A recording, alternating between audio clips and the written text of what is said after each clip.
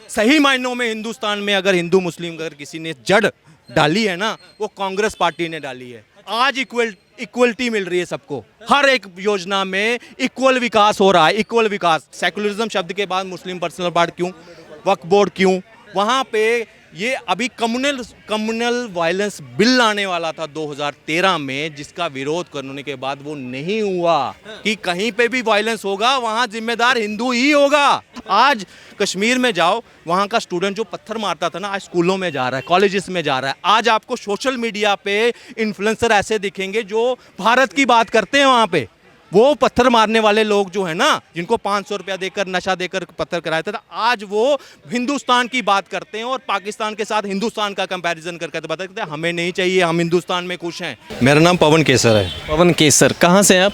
मैं जम्मू कश्मीर से हूँ। जम्मू कश्मीर से हैं। अच्छा, जम्मू कश्मीर से आप हैं। 2024 का जो चुनाव है, लोकसभा का चुनाव, उसमें इस बार किसकी सरकार बनती हुई नजर आ रही है? मोदी जी। क्यों? अरे क्यों, जम्मू कश्मीर वालों से पूछोगे क्यों?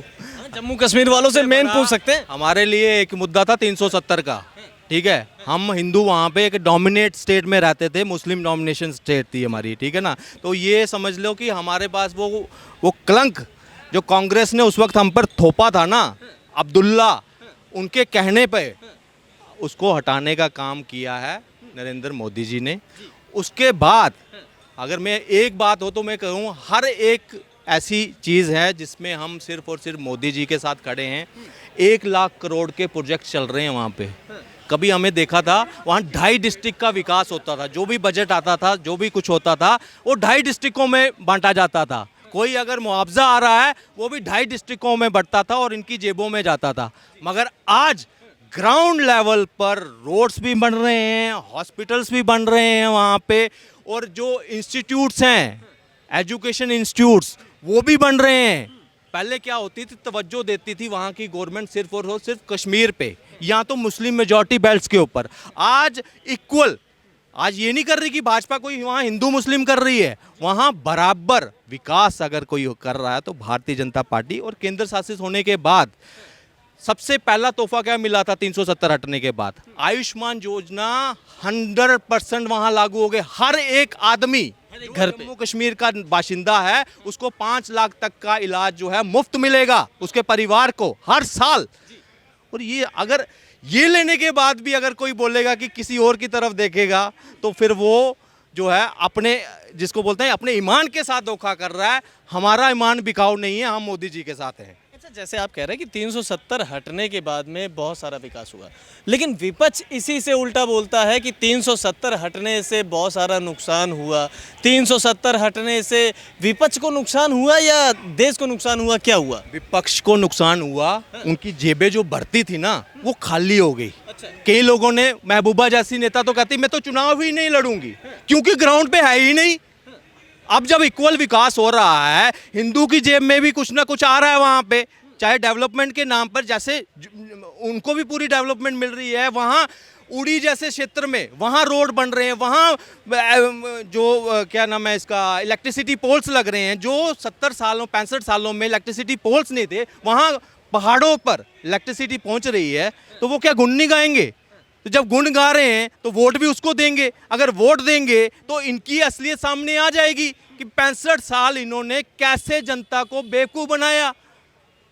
डर इस चीज़ का है, जो चुनाव से पीछे हटने का जो निर्णय है ना, इससे पहले गुपकार यूनियन बनी थी, इससे पहले बोले हम डीडीसी के चुनाव नहीं लड़ेंगे, हम पंचायत के चुनाव नहीं लड़ेंगे। ये एक्चुअल में बता रहे थे, विरोध नहीं था, ये अपनी पता था इनको कि हमें मौकी मिलेगी यहाँ पे।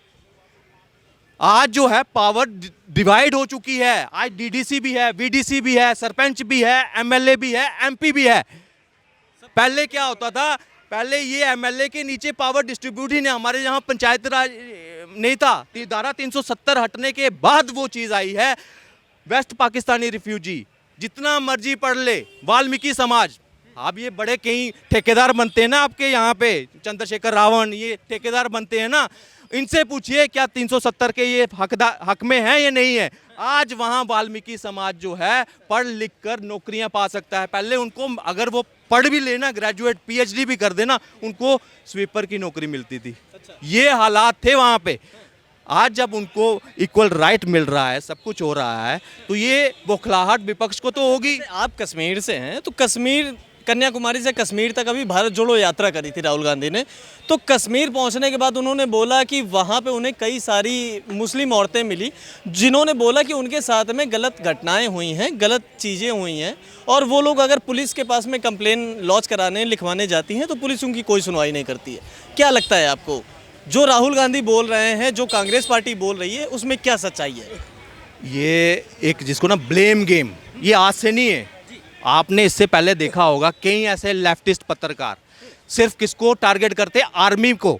जो जवान आपके लिए सीने पे गोली खा रहे हैं उनको बदनाम करने की कोशिश की जाती है, और उनको हवा कौन देता है पता है? यही कांग्रेस पार्टी पिछले 70 सालों में यही करती रही।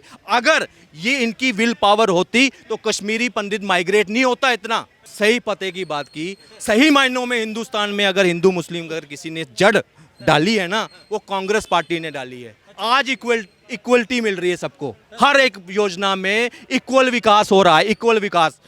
मुझे एक चीज़ बताइए, अगर हिंदुस्तान अगर यहाँ आज़ाद हुआ, उसके बाद हमने इतना बड़ा मुल्क देने के बाद, अपना पार्ट देने के बाद भी, उसके बाद सेकुलरिज्म शब्द ऐड होने के बाद एक थाली में हिंदू मुस्लिम सिख की अगर 4 थालियाँ पड़ी हैं, एक थाली में अतिरिक्त क्यों डाला उन्होंने? किसने बताइए? सेकुलरिज्म शब्द के बाद मुस्लिम पर्सनल पार्ट क्यों, वक्फ बोर्ड क्यों? वहाँ पे ये अभी कम्युनल वायलेंस बिल आने वाला था 2013 में, जिसका विरोध करने के बाद वो नहीं हुआ कि कहीं पे भी वायलेंस होगा वहाँ जिम्मेदार हिंदू ही होगा। अब मुझे बताइए कौन हिंदू मुस्लिम कर रहा है यहाँ पे? आज 2014 के बाद गिने चुने कोई ऐसी इंसिडेंट हुआ होगा, नहीं तो दंगा, कोई ऐसे मेजर कोई दंगा नहीं दिखेगा आपको। पत्थरबाजी बंद हो गई। आज कश्मीर में जाओ, वहाँ का स्टूडेंट जो पत्थर मारता था ना, आज स्कूलों में जा रहा है, कॉलेजेस में जा रहा है। आज आपको सोशल मीडिया पे इन्फ्लुएंसर ऐसे दिखेंगे जो भारत की बात करते हैं। वहाँ पे वो पत्थर मारने वाले लोग जो है ना, जिनको 500 रुपया देकर, नशा देकर पत्थर कराया था, आज वो हिंदुस्तान की बात करते हैं और पाकिस्तान के साथ हिंदुस्तान का कंपैरिजन करके तो बताते हैं हमें नहीं चाहिए, हम हिंदुस्तान में खुश हैं। आज ये डिफरेंस किसने लाया? ये विश्वास दिलाया है ना, जो कह रहे हैं कि हिंदू मुसलमानों को तंग कर रहा है। अरे आज इक्वलिटी है, आज हिंदू मुस्लिम भी खुश है, वो भी प्रगतिशील है, वो भी चाहता है कि इस देश की जो विकास हो रहा है उस इस विकास रूपी यज्ञ में ना हम भी इक्वल आहुति डालें, जितनी हिंदू डाल रहा है, जितना सिख डाल रहा है, हम भी इसमें पार्टिसिपेट करें। आज वो अपने बच्चों को कट्टर नहीं बना रहे। आज सही जो मुसलमान है वो अपने आप को, अपने बच्चों को इंजीनियर बना रहा है, डॉक्टर बनाने की सोच रहा है। मगर जब भी देश की बात आती है, कई ऐसे नेता अच्छे भी थे, जब भी उनको देश के बारे में पूछा जाता था ना कुछ गलत, वो कहते थे हम अपने देश के बारे में कोई टिप्पणी करें। इवन इंदिरा गांधी जयप्रकाश नारायण के लिए जब उनसे पूछा गया था, उनको कारागार में डाला था, उन्होंने बोला कैसा चल रहा है वहाँ पे? बोलता मैं अपने देश के बारे में कोई टिप्पणी नहीं करूँगी। लेकिन ये उन्हीं के वंशज आज साबित कर चुके हैं चाणक्य की बात पे कि इनके लिए सत्ता जो है उसका लोभ सर्वोपरि है, देशभक्ति कुछ नहीं है। ये कभी चाइना के लिए, चाइना का प्यार इतना है कि अपने देशों को, अपने देश के जवानों को कहते हैं ये पिट कर आए हैं। बॉर्डर में गलवान घाटी हो चाहे वो तवांग में हो, तो वहाँ कहते हैं ये पिट कर आए हैं। बल्कि वो हमारे लिए गर्वित पल था कि वहाँ के न्यूज़पेपर, चाइना के न्यूज़पेपर एडमिट कर रहे थे कि हमारे 150 से 200 जवान बुरी तरह से शायद वो मरे भी हैं और घायल भी इतने हो गए हैं। हमारे लिए गर्वित पल था कि हमारे जवान ये उनके साथ खड़े नहीं हुए। इन्होंने पक्ष किसका लिया? चाइना का, क्योंकि इनका एग्रीमेंट है इसी। तो आप मुझे बताइए, जब इनके पास कोई मुद्दा नहीं है, विकास के मामले में ये मोदी जी से नहीं लड़ सकते। जो चीज़ें इन्होंने 65 साल में बनाई, मोदी जी ने उतनी उससे दुगनी जो है 9 सालों में कर दिखा दिया।